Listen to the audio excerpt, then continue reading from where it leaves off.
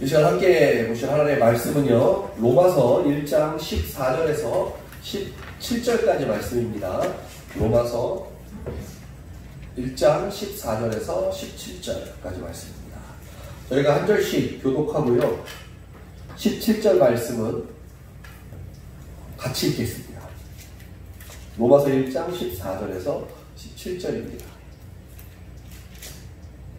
교독합니다. 헬라인이나 야만인이나 지혜 있는 자나 어리석은 자에게 다 내가 빚진 자다. 그러므로 내가 살 수 있는 대로 원하에 있는 너희에게도 복음을 전하기를 원한다. 내가 복음을 부끄러워하지 아니하노니 이 복음은 모든 믿는 자에게 구원을 주시는 하나님의 능력이 됩니다. 먼저는 유대인에게요, 그리고 헬라인에게로다. 복음에는 하나님의 의가 나타나서 믿음으로 믿음에 이르게 하나니 기록된 바 오직 의인은 믿음으로 말미암아 살리라 함과 같으리라. 아멘. 오늘 말씀을 통해 지옥에 가지 않으려면 이런 제목으로 함께 은혜를 나누겠습니다. 우리 말씀 나누기 전에요, 앞뒤 좌우에 계신 분들과 한번 인사했으면 좋겠습니다. 한 주간 평안하셨습니까? 우리 함께 인사하겠습니다.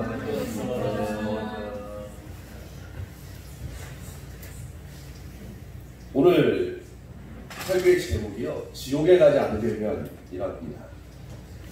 어떤 목사님이 저한테 그러시더라고요. 설교 제목을 정할 때 굉장히 자극적으로 정하라고. 왜냐하면 성도님들이 벌써 제목만 딱 보면 오늘 설교 어떨지 알겠다 한대요. 그래서 굉장히 평범하게 제목을 하면 벌써 처음부터 아이고 졸렸다 이렇게 시작된대요. 근데 막 제목을 굉장히 강력하게 딱 얘기하면 다들 오늘 뭐지? 정신을 바짝 차리고 하나님의 말씀을 듣는다 하길래 저도 한번 해봤습니다. 굉장히 자극적으로 요즘 시대가 자극적인 걸 좋아하는 시대라고 합니다. 그래서 그렇게 해야 된다고 해서 한번 해봤습니다. 항상 저렇게 굉장히 노멀하게 제목을 정했거든요. 그래서 한번 해봤는데 깜짝 놀라셨죠? 지옥에 가지 않으려면 모든 사실은 하나님의 복음의 말씀은요, 굉장히 천국 가느냐 지옥 가느냐에 대한 이야기이죠. 다만 우리가 그 길 가운데 정말 진리를 찾고 진실을 찾고, 그러니까 사실이 우리가 말하는 팩트가 진리가 될 수 없을 때가 많아요. 사실은 사실일 뿐이죠. 그것이 진리가 되지 않는 경우가 굉장히 많습니다. 특별히 우리가 세상을 살아가는 이 시대에는요, 이게 사실이야 라고 말할지라도 그게 진리일 수 없다는 거죠. 성경은 그런 모습들이 굉장히 많이 나옵니다. 예수님조차도 바리새인들이나 사두개인들이요, 왜 예수님을 싫어했어요? 너는 맨날 죄인들과 함께 어울리지 않냐? 뭐 창녀랑 어울리지 않냐? 이건 옳지 않아. 그쵸? 그 당시 그 사람들이 볼 때는요, 그게 별로 옳지 않은, 그게 사실이었다라는 거죠.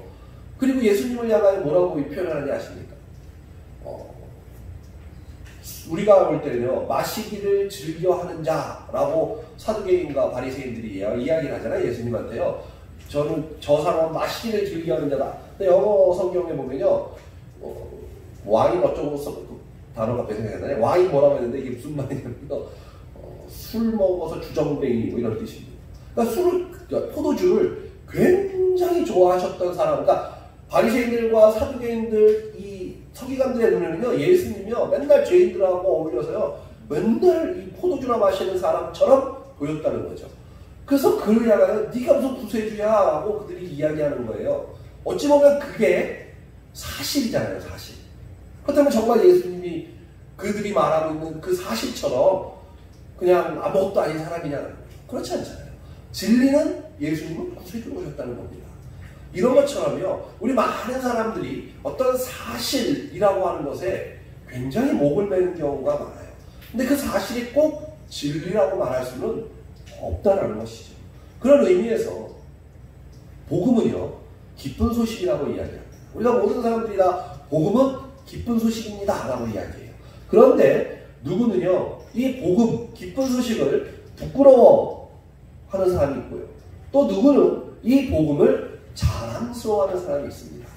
내가 어느 쪽이든지 간에 그 이유를 알아야 해요. 내가 왜 복음이 부끄러운가? 나는 왜 복음이 자랑스러운가? 그 이유를 우리가 오늘 알아야 합니다.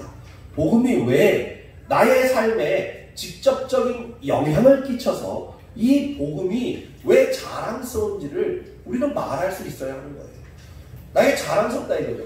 나의 아이가 자랑스러워요. 그러면 말하고 싶어 하잖아요. 부모들의 십성은. 내 아들이, 내 딸이 조금만 뭔가 잘하면 말을 하고 싶은 입이 금지거든요.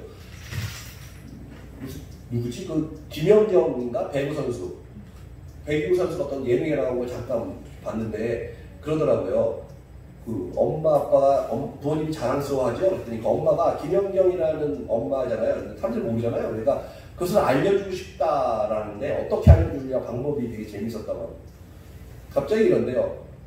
터키 알아? 이런데요. 갑자기 터키? 사람들이 터키 왜 알아? 뭐 터키에 뭐 내가 아는 누가 있는데 터키요? 누구예요? 딸이 있다고.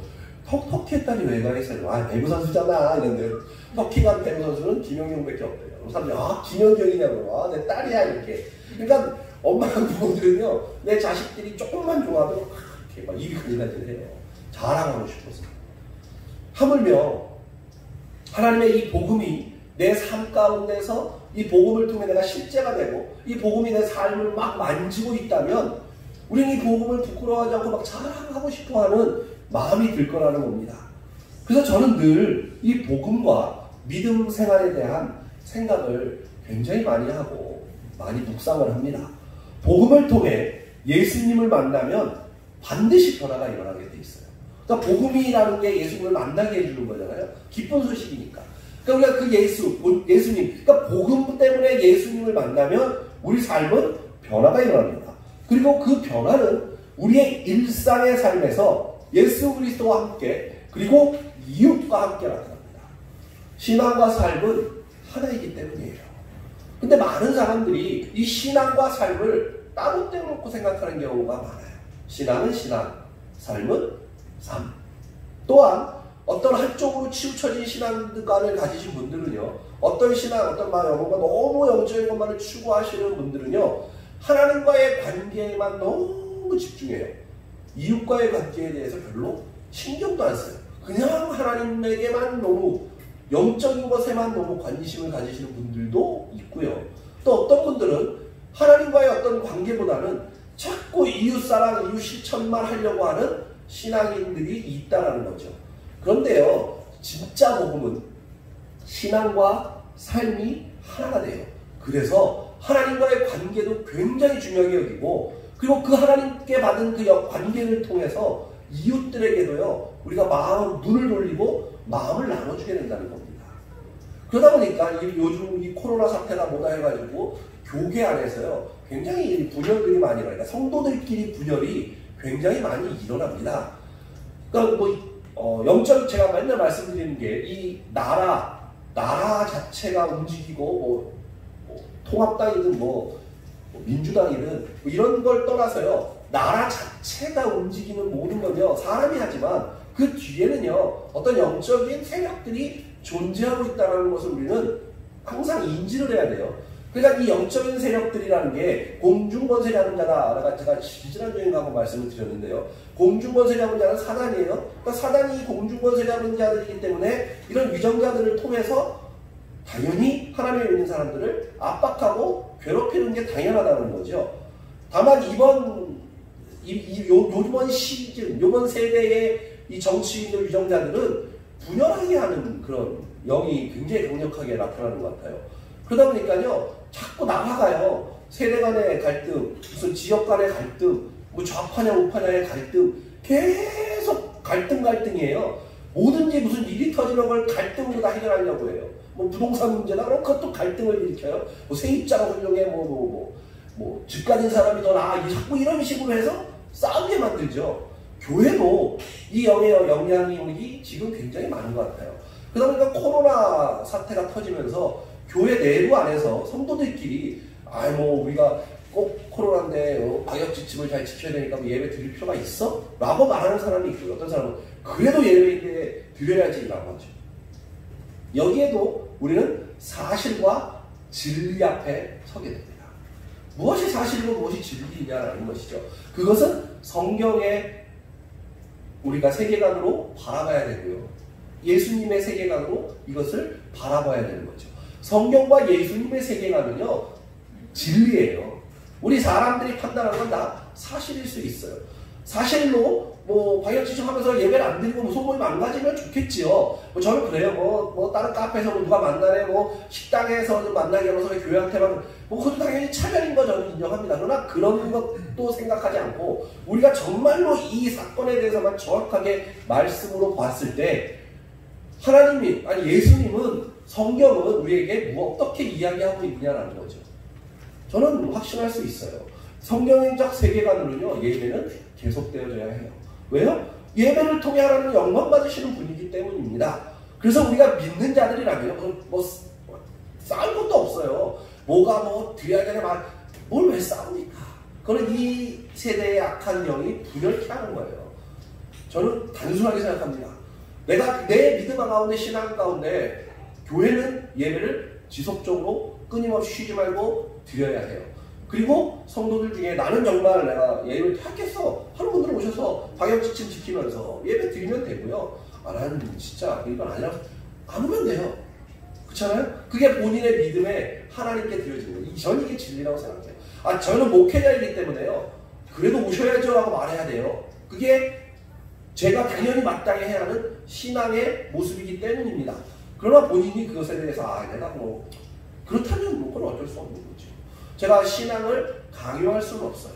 저는 항상 그렇게 생각합니다. 신앙이라는 게요, 믿음이라는 걸 제가 복음에 대해서도 계속 말씀을 드릴 거지만, 신앙이라는 게요, 어떤 누구에 의해서 강압적으로 드려지는 신앙은 저는 진짜라고 바라보지 않아요.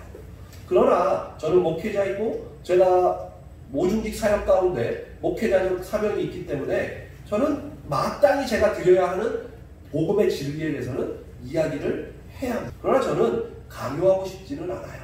이 하나님의 말씀, 이 복음은요, 우리 실생활과 삶 속에 진짜가 되면요, 나에게 진짜가 되면요, 제가 말하지 않아도요, 이 복음이 내 삶 속에서 나타나게 돼 있기 때문입니다. 그래서 신앙은 자신이 하나님의 말씀이 삶이 되어질 때 진짜 신앙이 되는 거예요. 그래야 지옥 가지 않아요. 목회자들이 막 강압적으로 나와야 합니다. 안 나오면 벌 받습니다. 나오면 축복받아요. 자꾸 이렇게 꼬드기고 꼬셔가지고 어쩔 수 없이 내가 이렇게 끌려나와서 그냥 앉아있어서 신앙생활을 오래 한다고 해서 그게 내가 정말 천국 가느냐? 그렇지 않기 때문이죠. 정말 이 복음이 내 삶의 진짜가 돼야 돼요.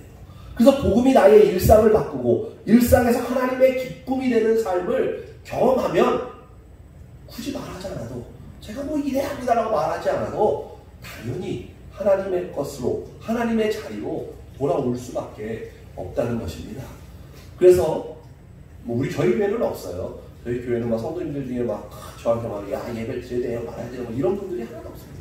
정말 감사하죠. 저희 교회 성도님들은 그냥 마땅히 그냥 하시려고 하는 분들이 많아요. 그래서 굉장히 믿음적으로 이렇게 제 사람이 믿음이라는 게요. 제가 판단하는 건 아니지만 믿음은 넓은 사람이 있고 깊은 사람이 있어요. 그래서 깊은 사람은 대신 좁아요. 넓은 사람은 조금 얕아요. 저는 기본적으로 어떤 목회자냐면 넓은 목회자, 넓은 신앙이 있어요. 저는 그래서 약간 좀 얕아요. 제가 봐도 보셔도 좀 얕잖아요, 사람이. 여러분들하고 농담도 잘하고 좀 그러잖아요. 깊은 목사님들은 아주 영빨이 확 좋으셔가지고 굉장히 거룩해 보이시는데, 저는 너무 깊지 못하고 좀 너무 넓은 사람이다 보니까 성도님들하고 잘 놀고, 농담도 잘하고 이러는데, 저도 좀 깊어져야 되겠죠, 그렇죠? 너무 깊어지지 않을 것 같아요. 너무 넓으면 깊게 파기 어렵잖아요. 그래서 좀 넓어져야겠다고 깊어져야겠다라고 좀 하나님께 기도를 많이 합니다. 성도님들도 마찬가지인 것 같아요. 어떤 분들은 넓은 신앙을 가지신 분들이 있고요. 어떤 분들은 깊은 신앙을 가지신 분들이 있는 것 같아요. 당연히 깊이 때문에요, 좁을 수밖에 없어요. 그래서 인정을 잘 못하시는 것들이 있어요. 교회 안에서 어떻게 이런 분들이 있으시잖아요. 교회에서 예배가 말이야, 순서가 말이야. 저희는 안 그러지만 다른 교회는 그러더라고요. 교동문도 해야 되고, 사도신경, 이런 거, 성가대, 이런 거 있잖아요. 우리가 알고 있는 그 예배의 형태. 그거 안 하면 큰일 나는 줄 아세요. 그런 분들은 제가 볼 때 시선이 좁고 깊게 신앙을 하는 분들 같아요. 또 어떤 분들 가운데는 영적인 이야기를 하고 하나님께서 영적인 어떤 사단의 세력들 얘기하면 이거 우리 목사님이 좀 이상한데? 라고 생각하는 분들이 있어요. 이런 분들 좀 넓은 분들이죠. 왜? 깊은 어떤 영적 세계를 잘 경험하지 못하신 분들이기 때문이죠. 그럼 무엇이 옳고 그름을 이야기하고, 아까 말씀드렸죠. 사실을 이야기하고 싶은 게 아니라 진리를 이야기하고 싶은 거예요. 둘 다예요. 넓고 깊게 가는 겁니다. 그래서 근데 저는 개인적으로 넓은 상태에서 깊게 가는 게 좋다고 생각해요. 이 좁고 깊은 상태에서는요, 넓어지기가 어려운 것 같아요. 그리고 어떤 영적인 체험들을 막 하시는 분들은 그것만 보이기 때문에요, 너무 좀 이렇게 넓어지기가 조금 어렵지 않을까 생각해요. 그런 의미에서 우리 성도님들은 굉장히 감사한 거예요. 우리 교회 성도님들 중에 이렇게 깊은 분들이 없는 것 같아요. 다 넓은 분들만 있어서 얼마나 감사한지 모르겠어요. 네, 넓어야 깊게 팔 수가 있어요. 근데 좁고 깊은 분들은 이게 넓어지기가 쉽지 않아요. 이 삽질 본데 가서 해보신 분들은 알아요. 깊게 열심히 파는 거 넓히려면 진짜 완전히 못합니다. 힘들어서. 넓게 파고 깊게 팔려면 해볼만 해요. 그거는. 그러니까 이런 것들이 어떤 신앙 가운데 우리에게 있다라는 겁니다. 그러니까 이게 복음을 바라보는 것. 그러니까 우리가 어떻게 이 복음을 바라보는 것, 이 복음이 내 삶 속에서 어떻게 움직이는 것, 이것이 바로 이런 신앙관에서 조금씩은 차이가 있을 수 있다는 겁니다. 우리가 그래서 인정하면 돼요. 나는 좀 너무 신앙을 넓게 갖고 있는 사람이구나. 나는 좀 깊게 좀 요번에 한번 바라봐야겠다. 이렇게 하시면 되고요.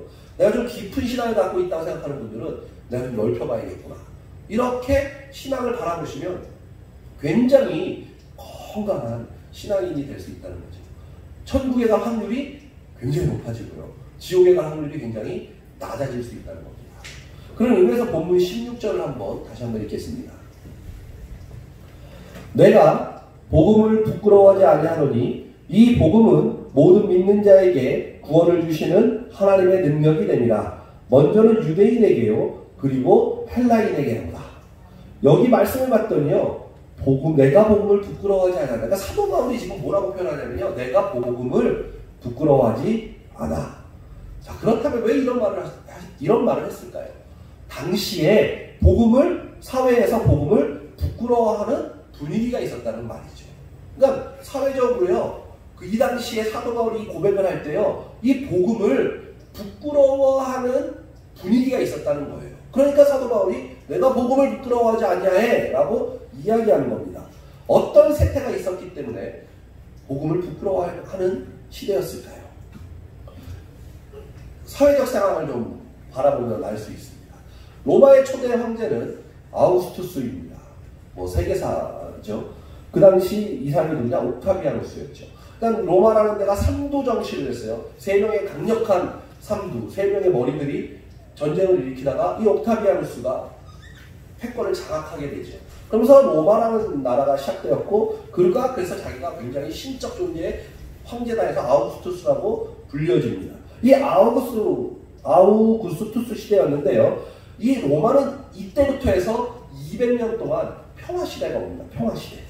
평화가 지속되어졌어요. 이 시대를 뭐라고 표현하냐? 팍스 로마나라고 합니다. 이게 뭐냐? 팍스 로마나 시대라고 보통 표현을 해요. 200년 동안 로마가 잡고 있으면서 참된 평화의 시기였다. 이렇게 말합니다. 즉, 로마에 의한 평화시대를 팍스 로마나라고 표현합니다. 그러나 이 팍스 로마나 시대는요, 엄밀히 말하면 힘에 의한 평화였습니다. 로마 주변 국가들은요, 고통과 착취에 시달렸어요. 주변 국가들은요, 피땀을 흘렸습니다. 힘을 기반으로 하는 평화는 진짜 평화가 아니기 때문이에요. 팍스 로마나 시대에 이 로마에게 복속되어져 있는 나라들은 괜찮아요. 근데 여기와 복속되지 않은 주변 국가 이웃들, 약간 식민지처럼 되는 나라들은요, 국민들은요, 완전히 착취 속에서요, 완전히 피눈물 흘리면서 살아갔다는 겁니다. 그래서 보통 팍스 로마나 시대가 평화의 시대라고 하지만 결국은 힘에 의한 평화였어요. 근데 이 힘에 의한 평화는 진정한 평화가 아닙니다. 그러나 우리의 속은요, 우리의 이 속마음은요, 이 힘을 통한 평화를 부러워합니다. 팍스 로마나에 편입되기를 바라는 마음이 있기 때문입니다. 힘에 의한 로마 제국의 평화뿐 아니라 이 당시 문화를 잡고 있던 헬라 문화는 지혜의 문화라고 합니다. 굉장히 세상적 지혜를 중시하는 그런 문화였습니다.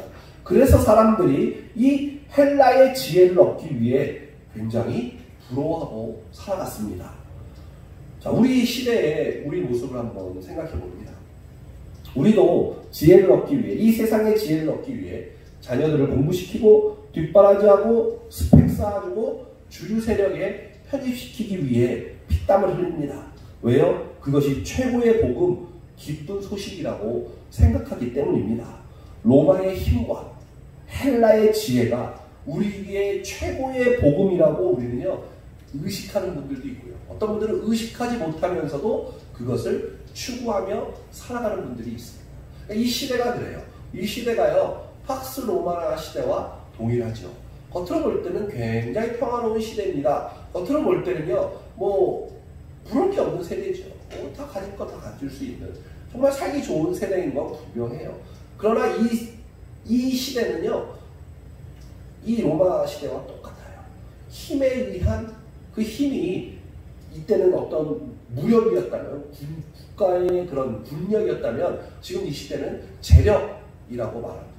그래서 이 시대의 힘은 돈이죠. 그리고 헬라 문화의 지혜가 이 시대에 또 다른 지혜자들을 만들어내고 있죠. 세상적 지혜를 통해 많은 그 사람들이 이 시대의 주류 세력이 되려고 한다는 거예요. 돈과 지혜를 통해 주류 세력이 되려고 하는 것. 그리고 실제로 이 시대는 돈 있는 사람, 지혜 있는 사람들이 주류 세력이 되어가고 있습니다. 아니 찾고 있죠. 이미 팍스 로마나 시대와 동일하죠. 그러다 보니까 예수 믿는 분들도 의식하면서 어떤 분들은 의식하지 못하면서 그 문화를 향해 주류 세력에 대한 그 힘과 지혜를 위해서 오늘도 달려가는 분들이 많다라는 것입니다. 그리고 그것이 복음이라고 생각해요. 그게 기쁜 소식이라고 생각하죠.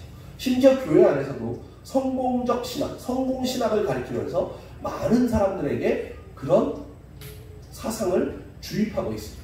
이 세상에서 잘 사는 것이 예수 잘 믿는 거다. 예수님한테, 하나님한테 축복받은 거다. 이런 식의 말씀들이 많이 선포되어지고 있죠. 제가 어떤 가난하고 못 살자, 돈 벌지 말자라고 말하는 그런 이야기는 아닙니다. 저도 저희 교회 성도님들이 정말로 다 잘 사셨으면 좋겠어요.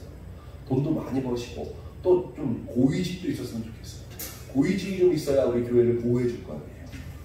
저도 좀 그런 마음이 굉장히 많아요. 왜냐하면 선교지에 봤더니요, 우리 선교사님들이 이렇게 어떤 높은 자리에 있는 사람들과 이렇게 잘 관계를 맺으니까 선교하는데 도움이 엄청 많이 되더라고요.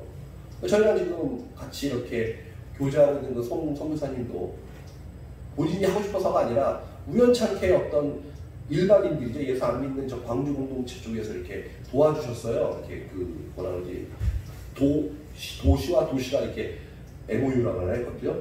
체계를 맺어서 서로 이렇게 돕는 일들을 하는데 그 일에 선교사님이 이렇게 가운데 끼셔서 그걸 해주시면서 현재 있는 그 보홀 옆에 그 보홀 안에 있는 어떤 시장하고 되게 친해지면서 굉장히 좋더라고요. 막 이렇게 물이 없으니까 시장이 소방서에 전화해가지고 소방차가 와서 물을 채워줘요. 이 말이 됩니까? 너무 감사하죠. 그러면서 그런 걸 보면서 느꼈습니다. 아, 야, 좋다. 그쵸. 제가 지금 말씀드리는 건 오해하지 마셔야 되는 거예요. 야, 교회가 권력에 편승하려고 하나. 그런 개념이 아니죠. 그러니까 목회자로서 저도 우리 교회 성도님들이요, 좀 사업가들도 큰 나오셔서 돈도 많이 버셔서 하나님 앞에 또 많이 이렇게 헌금하시고 또 높은 자리에 있으셔서 교회를 위해서 싸워주시고 위해서 전 정말 그랬으면 좋겠어요. 선생님들도 막 학교에서는 막 복음을 전하시는 훌륭하신 선생님들 나오시고 저도 그게 바라는 게 저의 마음입니다. 그런데 성경에서는요, 그게 우리의 복음이 될 수 없다라는 거예요. 그러니까 그것은 그냥 우리가 바라보고 할 수 있어요. 아니 뭐 당연히 세상 살면서 해야죠. 교회도요, 돈 없으면 뭐 당장 어렵잖아요. 그러니까 당연한 거예요. 그거는 우리가 열심히 살고 돈 열심히 벌고 하나, 그러나 삶 속에서 그것이 나의 복음이 되어서 그것을 위해서 막 모든 것을 다 쏟아붓고 있다면 그것은 잘못된 길이라는 겁니다. 그게 지옥 갈 사람이라는 거예요. 안타깝죠. 교회도 다니면서 지옥에 가면 얼마나 안타깝습니까? 신앙생활 했는데 얼마나 안타깝습니까? 제가 맨날 수도 없이 하는 얘기가 있어요. 제일 불행한 사람이 누구냐? 교회 다니다가 지옥 간 사람. 얼마나 불행합니까? 차라리 교회 안 다니고요. 세상에서 난 지옥 갈래요 하고 세상에서 마음껏 죄 짓고 마음껏 누리고 즐기다가 죽어서 지옥 가면 덜 억울하잖아요.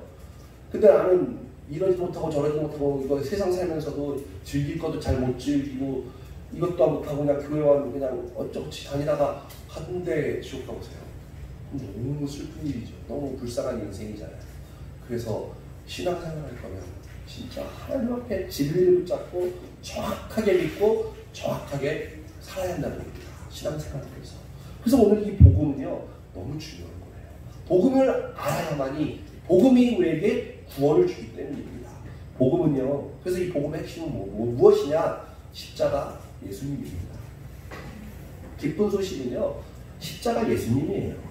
객관적으로만 십자가와 예수님을 바라본다면 그것은 복음이 아니에요. 이렇게 그랬구나 이렇게 예수님이 이렇게 십자가 보고 이렇게만 바라보면 그거는 진짜 복음이 되지 않습니다. 내가 십자가 예수님과 연합할 때 진짜 십자가 복음이 됩니다. 십자가에서 끝나는 것이 아니라 주님과 연합해서 하늘 보좌까지 가기 때문에 그렇습니다. 팍스 로마노에 대한 역사적 지식이 있다면 당시 십자가의 예수님이 왜 부끄러움의 대상이었는지를 알 수 있게 됩니다. 자, 예수님의 출신 배경은요 굉장히 비천합니다. 또한 동정녀 마리아를 통해 태어났대요. 이것은 믿음 없는 사람에게는 더욱 받아들여지기가 어려운 이야기입니다. 출생지는 더 초라합니다. 말구유에서 태어나셨대요. 또 초원구석 갈릴리에서 성장하십니다. 아버지는 목수였고 평민이었습니다. 주류 세력이 있는 예루살렘도 아니고 성경에서 심지어 갈릴리에서 무슨 선한 것이 나오겠느냐 라고 말하는 바로 그 갈릴리에서 예수님이 자라나셨습니다. 그런 예수님이 인기가 절정일 때가 있었어요. 오병이의 기적으로 먹이시고 수많은 병자를 고치시고 죽은 자까지 살리셨을 때는 굉장히 인기가 올라가셨었습니다. 그럼에도 예수님은 십자가에서 돌아가셨습니다. 저주 속에서 죽으신 것입니다. 세상 권력을 쥐고 지중해를 장악한 로마 제국의 힘에 의한 평화가 지속되는 상황에서 이런 예수님의 이야기를 자랑스러워할 수 있겠습니까?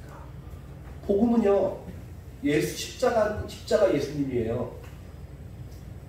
근데 이 당시 이 로마에서요, 예수님은 갈릴리 출신이고 동정녀 마리아에서 태어났고 아버지는 목수고 평민이었고 십자가에서 저주 속에 돌아가셨어. 대단하지 않니? 이게 말이 통하냐라는 거죠.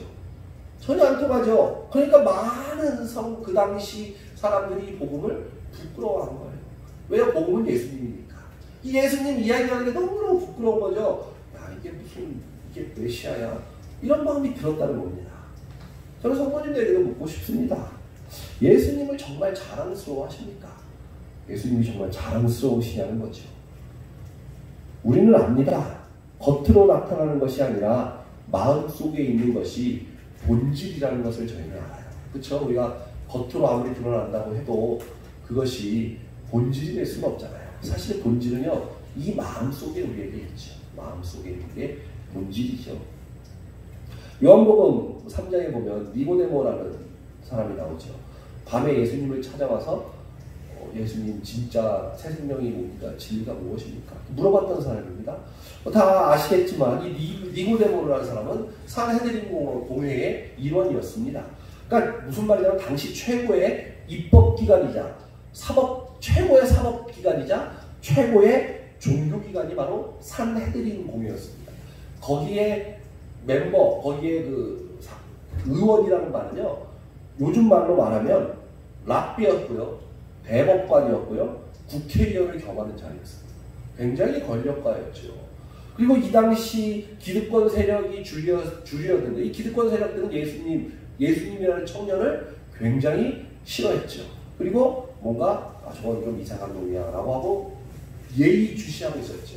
저들과 어울리면 안 돼. 이렇게 생각하고 있었던 거죠. 그랬던 그렇다는 거죠. 근데 결국 주류 세력이었던 산헤드린 공회들, 그러니까 주류 세력들 중에서도 최고의 주류 세력들, 그였던 니고데모가 만나도 안 되고 얘기해도 안 되고 지금 저 죽이려고 하는 그 청년 예수를 찾아온다는 겁니다. 그것만 보면 와, 굉장히 좀 뭔가 예수님이 대단했을 것처럼 보이지만 이 니고데모가 밤에 찾아와요. 밤에 찾아왔다는 건 사람들의 눈을 피해서 왔다는 겁니다. 결국 이 니고데모를 통해서 우리가 느끼는 건 뭐냐면요, 내가 진리에 대한 갈증이 있어서 주님께 나아왔다고 해도요, 그것은 거듭난 것이 아니라는 겁니다. 지금도 똑같습니다. 내가 어떤 말씀에 대해서, 내가 어떤 진리에 대해서, 내가 예수님에 대해서요, 어떤 갈증이 있고 막 알고 싶어 한다고 해서요, 우리 신앙이 거듭났다라고 보기는 어렵다는 거예요. 왜요? 니고데모라는 사람도요, 지금 굉장히 예수님을 통해 어떤 진리를 알고 싶었던 거예요. 자기가 진짜 천국 갈 수 있는지를 알고 싶었어요. 그런데 니고데모는 자신의 기득권은 놓지 않고 예수님을 탐색하려고 하는 그 마음 가운데서 진리에 대한 열망을 가지고 찾아왔기 때문에 거듭난 사람이 아니라는 겁니다. 신앙인들도 똑같아요. 예수님들도. 내가 가지고 있는 기득권을 내려놓지 않은 채 세상과 겸하여 살면서 계속 진리만을 찾는다고 해서 내가 거듭났다고 거기에 속으면 안 된다는 겁니다. 또다시 이 말씀드린다고 세상에 대해서 뭐 기득권을 내려놓는다고 하니까 그럼 내가 뭐 돈도 벌지 말고 그냥 교회 와서 살아서 그런 얘기가 아니라는 거 다 아시죠? 전제는 그런 이야기를 말씀드리는 게 아니에요. 이 마음의 중심에 대한 이야기를 계속하고 있는 겁니다.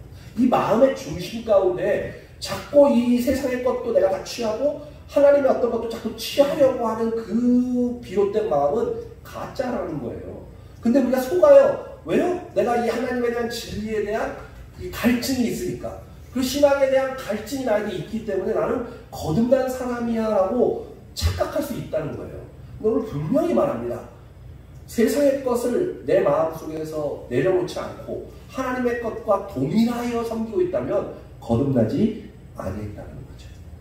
사도 바울은 예수님께 대한 의리 때문에 복음을 부끄러워하지 않는 것이 아니에요. 뭐 예수님에 대한 의리가 있어서 내가 복음을 부끄러워하지 않습니다. 이런 고백한 게 아니에요. 또 뭐 성품 때문에 성품이 강직하니까 나는 복음을 부끄러워하지 않습니다 라고 말한 게 아니라는 거죠. 사도 바울은요, 팍스 로마나가 아니라 다른 무엇을 본 거예요. 이 세상을 본 게 아니라 어떤 걸 보았습니다. 헬라 지혜보다 더 지혜로운 어떤 것을 보았습니다. 우리는 주류 세력이 되어 안정감도 누리고 그리고 영향력도 커지기를 바랍니다. 뭐 자녀도 잘 되기를 바라죠. 당연히. 학문을 연마해 인류에 이바지하겠다라는 말도 정치를 통해 살기 좋은 사회를 정치를 통해서 살기 좋은 사회를 만들겠다라고 하는 그 말도 모두 자아실현입니다. 체육과 문화와 예술 분야도 마찬가지입니다. 모두가 자신의 자아실현이라고 하는 범주를 벗어나지 못합니다. 우리는 그것을 향해 달려가고 있습니다. 그런데 사도 바울은 그 자아실현을 향해 달려가면서 모든 사람들에게 예수님이면 충분해 라고 말하는 것입니다. 우리도 보셔야 해요. 돈도 열심히 벌고 자녀들도 열심히 잘 키우고 그리고 정치도 해야 되고 다 열심히 해야죠. 근데 그것이 나의 자아실현이 목적이라면요, 우리는 잘못된 길을 걸어갑니다.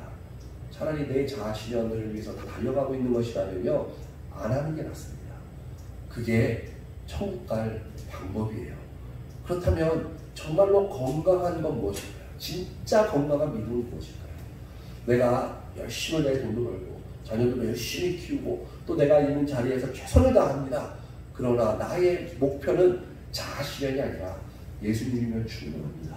내가 예수님을 위해서 열심히 살아갑니다. 내가 예수님을 위해 내 자녀를 정말로 똑바로 잘 키워보겠습니다.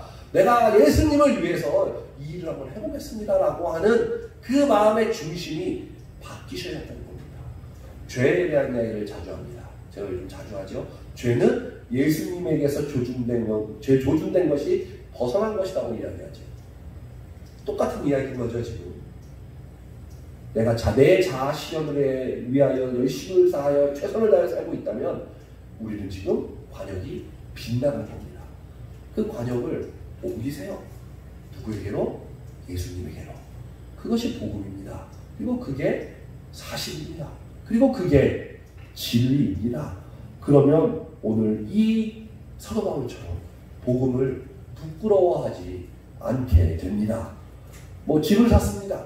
집값이 3억 오르면 좋지요. 집값 오른 것을 자랑할 수 있습니다. 그런데 그때 사도 바울은 뭘 집값 오른 걸 자랑해. 나는 십자가 예수가 내 안에서 더 선명해져서 감사합니다. 하고 말하는 것과 같다는 겁니다. 정말로 자그마한 차이 같지만 이것이 얼마나 우리 신앙의 진짜와 가짜를 구별하는지를 정확하게 볼 수 있습니다. 이 땅에서의 잘됨을 자랑하지 마시고 내 마음에 십자가 예수님이 더 선명해졌다고 자랑할 수 있어야 복음을 부끄러워하지 않는 삶이 됩니다. 객기나 우격다짐이 아니라 마음에 실제로 무엇이 있는 것입니다. 실제된 믿음은 마음의 십자가를 압니다. 그래서 복음은 모든 믿는 자에게 구원을 주시는 하나님의 능력이 됩니다. 복음이 하나님의 능력이 되기 때문에 사도 바울은 복음을 부끄러워하지 않았습니다. 복음은 모든 믿는 자들에게 구원을 주십니다. 그래서 구원은 우리의 힘과 능력으로 받는 것이 아니라 그리고 바로 예수 그리스도의 그 능력으로 받는 것이 구원입니다. 굉장히 단순한 원리죠. 복음은 이 십자가에 있는 예수님입니다. 그리고 우리는 그 십자가에 계신 예수님에게만 집중하면 됩니다. 그러면 주님은 그 복음을 통해 우리에게 구원을 주십니다. 그럼 그 구원을 주시면 우리는 하나님이 주시는 능력을 가지고 이 땅 가운데 살아가게 된다는 거죠. 그래서 우리는 이 능력을 주님이 주신 그 능력과 은혜가 있어서 이 땅을 살다 보면 마음 가운데 그 하나님의 능력과 은혜를 마음껏 알게 돼요. 아, 하나님 내게 능력을 주셨구나. 하나님 내게 은혜를 주셨구나. 그래서 내가 이렇게 살아가는구나. 그러니까 우리가 입을 벌리면 그 예수님을 자랑할 수밖에 없겠죠. 와, 우리 예수님 정말 좋습니다. 우리 예수님밖에 없습니다. 그런데 이 죄라는 게 우리를 계속 괴롭혀요. 이 죄. 도대체 이 죄라는 게 이 팍스 로마나, 그러니까 이 세상에 있는 이 권력과 어떤 주류적인 것들, 뭐 재물적인 것들, 어떤 평화를 사치해서 우리를 속이는 이 죄가 우리를 계속 괴롭히는 거죠. 계속 우리를 속여요. 그래서 자꾸 오라 그러죠. 좋다고. 이게 좋은 거야. 괜찮아. 겸하여 섬겨도 돼. 라고 자꾸 우리를 속인다는 겁니다. 그러니까 우리는 이 굴레 속에서 계속 흔들려가고 있는 게 우리의 현재의 모습이죠. 저도 마찬가지예요. 저라고 해서 뭐 완벽한 성자가 아니기 때문에 저도 똑같습니다. 저도 매일매일 죄 가운데서 흔들립니다. 맨날 싸워요.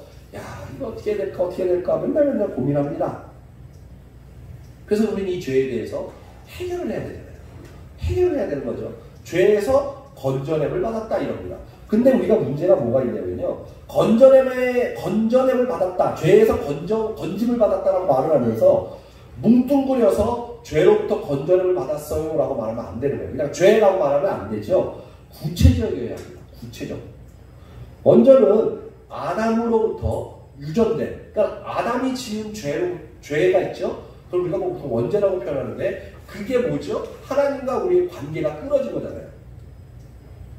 그러니까 죄로부터 건짐을 받았다는 말은요. 결국 첫째로는요. 끊어진 하나님과의 관계가 다시 이어지는 거예요. 누구로? 예수 그리스도로. 예수 그리스도는 복음이니까요. 그리고 나서 그래서 하나님과의 관계가 회복됩니다. 그러면 세상의 유혹들, 돈, 명예, 욕망으로부터 우리는 건져냄을 받아야 한다는 거죠. 그것도 복음으로 가능하잖아요. 그 복음은 누구요? 예수님. 그러니까 계속해서 우리의 모든 포커스는 십자가의 예수님에게로 가게 돼 있어요. 그게 복음이기 때문이에요. 그럼 그 예수님을 통해서 우리는 하나님과의 관계가 회복됐구나. 이게 건지를 받았어. 다음에는 우리가 가지고 있는 이 땅에서 팍스 로마나 시대, 이 시대가 우리를 요구하고 사단이 우리를 계속 유혹하고 있는 뭐 돈이나 명예나 또 무슨 욕망, 나의 욕망으로부터 내가 건져냄을 받아야 하는구나. 내가 이런 것들에 내 마음이 가 있으면 안 되는구나. 내가 그 마음이 거기 가 있다면 빨리 하나님께로 돌려야겠구나. 이것이 바로 죄로부터 건짐을 받았다는 말입니다. 근데 이게 성경에서는요, 우리의 힘으로 안 된다 그래요. 그러니까 사람의 의지로는 이게 되지 않는다고 합니다. 하나님의 능력이 아니면 불가능하다고 자꾸 이야기합니다. 그래서 하나님의 능력으로만 구원받을 수 있다라고 자꾸 이야기를 성경을 합니다. 이렇게 하나님의 능력으로 죄로 구원받은 사람은 다른 것에 달라붙어 있던 마음이 건진받은 거예요. 자, 우리가 그러니까 그 유혹으로부터 우리가 안 되고 하나님의 능력을 얻어야 돼요. 그런 거죠. 이게 무슨 의미를 이야기하냐면요. 우리가 예를 들어서 제 마음이 어떤 재물에가 있다고 하겠습니다. 재물을 막 굉장히 욕망하고 추구해요. 신앙으로. 저걸 내가 갖고 싶다. 빨리 얻고 싶다. 저거는 내가 뭐 할 수 있는데. 하면서 이제 목회자니까 뭐를 좋게 생각하겠죠. 야, 저는 이제 내가 교회를 위해서, 저는 이제 내가 선교지를 위해서 내가 할 건데. 아이, 참 좋은 마음이잖아요. 이런 마음으로 막 생각을 해요. 그런데 내 마음은 사실 욕망이니까 나의 욕망이 거기가 있는 거거든요. 자, 우리가 알잖아요. 근데 내가 이것을 해결하려고 해요. 어떻게? 이러면 안 돼. 내가 내 마음을 내가 이걸 좋아하지 하나님 제가 저 재물을 안 좋아하게 하셔서 막 기도하고 난리를 친다 이거예요. 그래도 그게 되지 안 된다는 소리예요. 그러니까 그 현상, 죄에 대한 그 현상에 대해서 내가 자꾸 해결하려고 내 의지로 해결하려고 하면 안 된다고 성경은 말해요. 이럴 때 뭘 해야 되느냐? 제 마음을 하나님 예수님께 돌리라는 말이에요. 이건 괜찮아. 일단 내비두고요. 내가 이 욕망, 내가 돈을 향한 내 욕망을 내비둔 채 내 마음을 자꾸 하나님께 향하려는 거예요. 이 마음을 내가 예수님께 가야지. 지금 이걸 바라볼 게 아니라 잠깐 죄가 문제가 아니지. 내가 지금 예수님께 내 마음이 가야지. 하고 우리의 마음을 자꾸 예수님께 맞추라는 거예요. 맞추면 하나님이 이 문제도 해결해 주신다는 의미를 담고 있는 거죠. 근데 우리는요, 자꾸 우리 죄를 내가 어떻게 해결해 보려고 해요. 할 수 있다고 믿는 거죠. 할 수 있다고 믿는 것도 예수님을 똑바로 섬기는 게 아닌 거예요. 자꾸 사단은 우리한테 자꾸 야, 너 진짜 약하잖아, 그렇지? 그러니까 네가 어떻게 해보려면 교회 열심히 다녀, 기도 열심히 시켜봐, 막 이러는 거예요. 근데 우리는 자꾸 잘못 폭격하고 있는 거예요. 통신병이 통신 장비를 메고 적군을 갑니다. 막 적지에 막 달려가고 길건 가가지고 좌표를 잘못 입력하는 거죠. 그럼 뒤에서 포가 빵 쐈는데 나한테 쏘는 거죠. 좌표를 나한테 입력해서 나만 죽어요. 힘들게 거기까지 가가지고 이거하고 똑같습니다. 정확하게 타격해야 되죠. 그러니까 우리는 내 죄가 무엇인지 안다면, 죄에 대한 그것이 있다면 그 죄를 내가 어떻게 해결하려고 하지 마시고 하나님께로 향하려고 자꾸 하세요. 지금 그 이야기를 우리 성경에서 계속해서 이야기하는 겁니다. 네 마음을 나에게 향하는 거죠. 그러니까 돈도 벌지 마라 이런 개념이 아니라 그냥 하나님께 집중하라는 겁니다. 죄가 자꾸 오십니까? 자꾸 나에게 어려움이 오십니까? 환난이 오십니까? 거기에 집중하던 것을 다 내려놓으시고 예수 그리스도 복음에만 집중하시기를 바랍니다. 살아가면서 문제와 어려움이 생기면 마음은 왜 어려워집니까? 왜 어려워질까요? 복음이 실제로 마음에 오면 실제로 주님의 영광을 알아요. 그래서 이 땅의 돈 이야기, 사업 이야기, 자녀 이야기가 우스워지게 되는 거예요. 내가 살아가면서 문제와 어려움이 생기면 내 마음이 어렵다는 건요, 예수님이 실제가 되지 않기 때문이에요. 내가 예수님과 실제가 되어서 하늘 보고, 그러니까 하늘 보좌에 앉으면요, 이 땅에서 일어나는 자녀 이야기니, 돈 이야기니, 사업 이야기니, 무슨 어려운 이야기니, 이게 다 우스워 보인다니까요. 하나님이 나 해결하시는 문제인데, 내가 이걸 걱정할 필요가 있어? 이런 자신감이 생긴다니까요. 신앙은요, 그래서 복음은요, 내 마음 가운데 실제가 되고 삶이 되면요, 완전 이 세상은요, 우습게 보이게 됩니다. 또 우스워져요. 나한테 이루어지는 어떤 일들이 다가올지라도요, 하나도 마음조차 상하지 않게 됩니다. 그래서 우리는요, 주님만 남는 인생이 돼요. 우리 인생 가운데. 열심히 사는 것도 좋죠. 최선을 다해 사는 것도 좋습니다. 그러나 정말 우리에게 필요한 건요, 주님만 남는 인생이 되어야 합니다. 사랑하는 우리 성도 여러분, 이제는 우리 마음에 붙어 있는 것이 보여야 합니다. 마음에 붙어 있는 것으로부터 건전함을 받는 것이 구원이기 때문입니다. 구원은요, 복음에서 임합니다. 십자가에서 예수님과 연합하여 하늘 보좌에 간 사람만 구원을 노래할 수 있습니다. 하늘 보좌를 보았기 때문입니다. 그렇게 되지 못하는 자아를 아파하고 토해하고 자백하는 것이 회개입니다. 회개는 주님께서 주시는 힘을 경험하게 만듭니다. 주님께서 이끌어가는 손길을 보게 됩니다. 이게 실제입니다. 가정적이라는 말에 숨겨진 이기적인 마음, 다른 사람의 시선을 의식하고 자신을 증명하려고 하는 자, 그러다 보니 이 땅에서 경쟁하고 또 경쟁하다 죽습니다. 수고하다가 또 이 땅에서 그냥 에덴으로조차 돌아가지 못하고 죽습니다. 우리는요, 창조된 그 순간부터 하나님이요, 에덴을 주셨어요. 다 주셨어요. 다. 그쵸? 성경에 보시면 그러잖아요. 우리도 똑같아요. 우리도 하나님의 자녀이기 때문에요, 우리가 이 땅에 태어나서 눈을 뜨는 그 순간 하나님은 우리에게 에덴을 이미 주셨어요. 우리는 이미 다 가지고 있는 사람들입니다. 그런데 우리가 스스로 그것을 잃어버리고 살아가고 있습니다. 에덴으로 돌아가시기를 바랍니다. 그것을 그대로 두고, 그러니까 예수님 앞에요, 그 에덴을 향한 믿음을만 가지고 살아가면 우리는 이 땅에서요, 에덴 동산을 느끼면서 살아갈 수 있습니다. 이게 축복이에요. 이게 축복. 복음을 부끄러워하지 않고 자랑스러워하는 것은 우리의 일상에서 드러납니다.